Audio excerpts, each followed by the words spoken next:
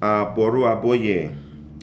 So, for today's conversation, I want to introduce a concept that I think will be very helpful, very instrumental in helping you interpret and make really good use of your dreams. Dreams are the sacred text of your personal priesthood in the same way that the Odu Ifa are the sacred text of Ifa. So whereas the babalawo becomes adept at learning the stories, understanding the symbols, interpreting the metaphors, knowing what kinds of response, what kind of sacrifices and taboos correspond to different verses of Ifa, you also need to become adept in understanding the symbols, the stories, the metaphors, and how you're going to respond to the sacred text that comes through your dreams. This is essential to your personal priesthood, right? Like the verses are essential to the Ifa priesthood. Okay.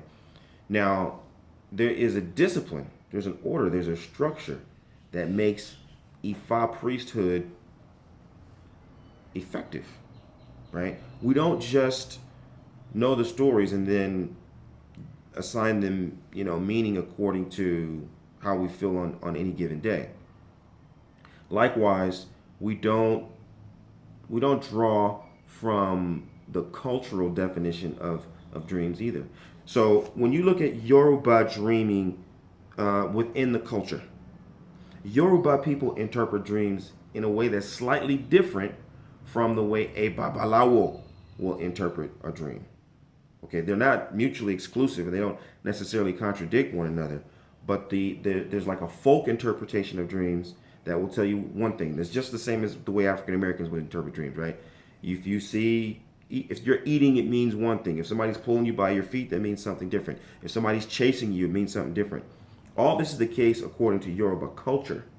But when you sit down with the babalawo, he's not necessarily going to be drawing from those points of reference to interpret your dreams. The babalawo is going to cast Ifa, and he's going to juxtapose the symbols that manifest in your dreams against those that manifest in the sacred text of Ifa. And that's how we're going to start to understand how to analyze and interpret the dream and then guide you accordingly, right? So you as the dreamer, you who is the master of your own personal priesthood, you have to similarly look at the symbols that come out in your dream, and you've got to understand them according to your lived experience. This is your sacred text. This particular dream is a message from the divine that's somehow orientating you according to your destiny, and it's giving you data, it's giving you clues and metaphors according to the things that you have actually lived. Okay, so it's important that you respect that sacred text just as it is. That's the starting point. Okay, you don't start with interpretation of trying to decode or decipher. The first thing is what happened.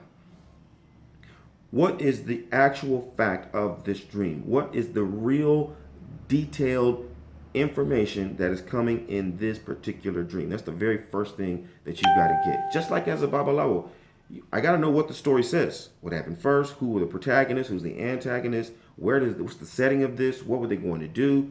Right? What were they told? Did they make the sacrifice? Did they make part of the sacrifice? Like what actually happened in this verse? You need to understand that about each and every one of your dreams. What actually happened in this dream? Step by step. Who was there? Okay. Then you can start to tease out the different symbols. And what do those symbols mean to you? What have you lived that gives a meaning to that particular symbol? Okay, not what the folk meaning is, not what your sister says it means, not what they say at the barbershop, not what they say at the hair salon. What does that symbol mean to you based on what you have actually experienced? How does it make you feel? What thoughts come to mind? Right? This is your personal priesthood. You are the master. You must understand that text according to your own discipline and your own personal relationship to those symbols. It's very, very important. Okay. So as you're able to start doing that, of course, it's prudent for you to also consult with different kinds of specialists, right? And so you got a couple of options. Of course, there are people who are like analytical psychologists or Jungian psychologists, as they're more commonly known. They specialize in dreams, and they have their own methodology for interpreting dreams.